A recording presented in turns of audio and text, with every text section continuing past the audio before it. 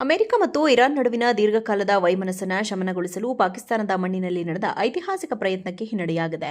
ಸತತ 21 ಗಂಟೆಗಳ ಕಾಲ ಎರಡೂ ದೇಶಗಳ ಪ್ರತಿನಿಧಿಗಳು ಮುಖಾಮುಖಿಯಾಗಿ ಚರ್ಚಿಸಿದರೂ ಅಂತಿಮವಾಗಿ ಯಾವುದೇ ಒಪ್ಪಂದಕ್ಕೆ ಸಹಿ ಹಾಕಲು ಸಾಧ್ಯವಾಗಿಲ್ಲ ಎಂದು ಅಮೆರಿಕದ ಉಪಾಧ್ಯಕ್ಷ ಜೆಡಿ ವ್ಯಾನ್ಸ್ ಘೋಷಿಸಿದ್ದಾರೆ.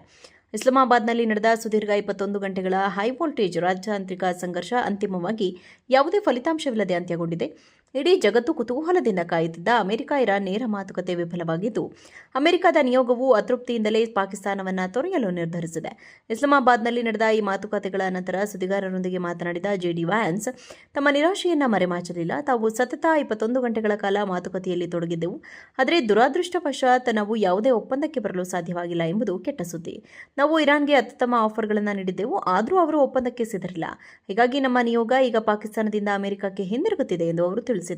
ಮಾತುಕತೆಯ ಸಮಯದಲ್ಲಿ ವಾಷಿಂಗ್ಟನ್ ತನ್ನ ನಿರ್ಣಾಯಕ ಷರತ್ತುಗಳನ್ನು ಸ್ಪಷ್ಟವಾಗಿ ವಿವರಿಸಿದೆ ಎಂದು ವ್ಯಾನ್ಸ್ ಹೇಳಿದರು. ಅಮೆರಿಕ ಮತ್ತು ಇರಾನ್ ನಡುವಿನ ದೀರ್ಘಕಾಲದ ವೈಮನಸ್ಸನ್ನ ಶಮನಗೊಳಿಸಲು ಪಾಕಿಸ್ತಾನದ ಮಣ್ಣಿನಲ್ಲಿ ನಡೆದ ಐತಿಹಾಸಿಕ ಪ್ರಯತ್ನಕ್ಕೆ ಹಿನ್ನಡೆಯಾಗಿದೆ.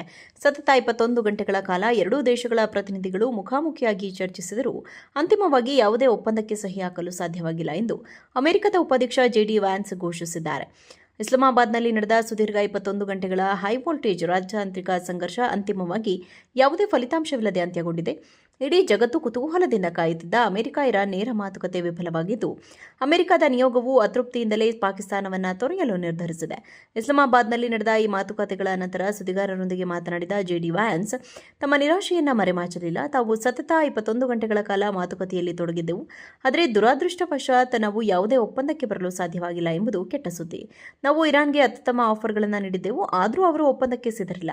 ಹೀಗಾಗಿ ನಮ್ಮ ನಿಯೋಗ ಈಗ ಪಾಕಿಸ್ತಾನದಿಂದ ಅಮೆರಿಕಕ್ಕೆ ಹಿಂದಿರುಗುತ್ತಿದೆ ಎಂದು ಅವರು ತಿಳಿಸಿದರು. ಮಾತುಕತೆಯ ಸಮಯದಲ್ಲಿ ವಾಷಿಂಗ್ಟನ್ ತನ್ನ ನಿರ್ಣಾಯಕ ಷರತ್ತುಗಳನ್ನು ಸ್ಪಷ್ಟವಾಗಿ ವಿವರಿಸಿದೆ ಎಂದು ವ್ಯಾನ್ಸ್ ಹೇಳಿದರು. ಅಮೆರಿಕ ಮತ್ತು ಇರಾನ್ ನಡುವಿನ ದೀರ್ಘಕಾಲದ ವೈಮನಸ್ಸನ್ನ ಶಮನಗೊಳಿಸಲು ಪಾಕಿಸ್ತಾನದ ಮಣ್ಣಿನಲ್ಲಿ ನಡೆದ ಐತಿಹಾಸಿಕ ಪ್ರಯತ್ನಕ್ಕೆ ಹಿನ್ನಡೆಯಾಗಿದೆ. ಸತತ 21 ಗಂಟೆಗಳ ಕಾಲ ಎರಡೂ ದೇಶಗಳ ಪ್ರತಿನಿಧಿಗಳು ಮುಖಾಮುಖಿಯಾಗಿ ಚರ್ಚಿಸಿದರೂ ಅಂತಿಮವಾಗಿ ಯಾವುದೇ ಒಪ್ಪಂದಕ್ಕೆ ಸಹಿ ಹಾಕಲು ಸಾಧ್ಯವಾಗಿಲ್ಲ ಎಂದು ಅಮೆರಿಕದ ಉಪಾಧ್ಯಕ್ಷ ಜೆಡಿ ವ್ಯಾನ್ಸ್ ಘೋಷಿಸಿದ್ದಾರೆ. ಇಸ್ಲಾಮಾಬಾದ್ನಲ್ಲಿ ನಡೆದ ಸುದೀರ್ಘ 21 ಗಂಟೆಗಳ ಹೈವೋಲ್ಟೇಜ್ ರಾಜತಾಂತ್ರಿಕ ಸಂಘರ್ಷ ಅಂತಿಮವಾಗಿ ಯಾವುದೇ ಫಲಿತಾಂಶವಿಲ್ಲದೆ ಅಂತ್ಯಗೊಂಡಿದೆ. ಇಡೀ ಜಗತ್ತು ಕುತೂಹಲದಿಂದ ಕಾಯುತ್ತಿದ್ದ ಅಮೆರಿಕ-ಇರಾನ್ ನೇರ ಮಾತುಕತೆ ವಿಫಲವಾಗಿದ್ದು, ಅಮೆರಿಕದ ನಿಯೋಗವು ಅತೃಪ್ತಿಯಿಂದಲೇ ಪಾಕಿಸ್ತಾನವನ್ನು ತೊರೆಯಲು ನಿರ್ಧರಿಸಿದೆ. ಇಸ್ಲಾಮಾಬಾದ್ನಲ್ಲಿ ನಡೆದ ಈ ಮಾತುಕತೆಗಳ ನಂತರ ಸುದ್ದಿಗಾರರೊಂದಿಗೆ ಮಾತನಾಡಿದ ಜೆಡಿ ವ್ಯಾನ್ಸ್, ತಮ್ಮ ನಿರಾಶೆಯನ್ನ ಮರೆಮಾಚಲಿಲ್ಲ. ತಾವು ಸತತ 21 ಗಂಟೆಗಳ ಕಾಲ ಮಾತುಕತೆಯಲ್ಲಿ ತೊಡಗಿದ್ದೆವು, ಆದರೆ ದುರಾದೃಷ್ಟವಶಾತ್ ನಾವು ಯಾವುದೇ ಒಪ್ಪಂದಕ್ಕೆ ಬರಲು ಸಾಧ್ಯವಾಗಿಲ್ಲ ಎಂಬುದು ಕೆಟ್ಟ ಸುದ್ದಿ. ನಾವು ಇರಾನ್ಗೆ ಅತ್ಯುತ್ತಮ ಆಫರ್ಗಳನ್ನು ನೀಡಿದ್ದೆವು, ಆದರೂ ಅವರು ಒಪ್ಪಂದಕ್ಕೆ ಸಿದ್ಧರಿಲ್ಲ. ಹೀಗಾಗಿ ನಮ್ಮ ನಿಯೋಗ ಈಗ ಪಾಕಿಸ್ತಾನದಿಂದ ಅಮೆರಿಕಕ್ಕೆ ಹಿಂದಿರುಗುತ್ತಿದೆ ಎಂದು ಅವರು ತಿಳಿಸಿದರು. ಮಾತುಕತೆಯ ಸಮಯದಲ್ಲಿ ವಾಷಿಂಗ್ಟನ್ ತನ್ನ ನಿರ್ಣಾಯಕ ಷರತ್ತುಗಳನ್ನು ಸ್ಪಷ್ಟವಾಗಿ ವಿವರಿಸಿದೆ ಎಂದು ವ್ಯಾನ್ಸ್ ಹೇಳಿದರು.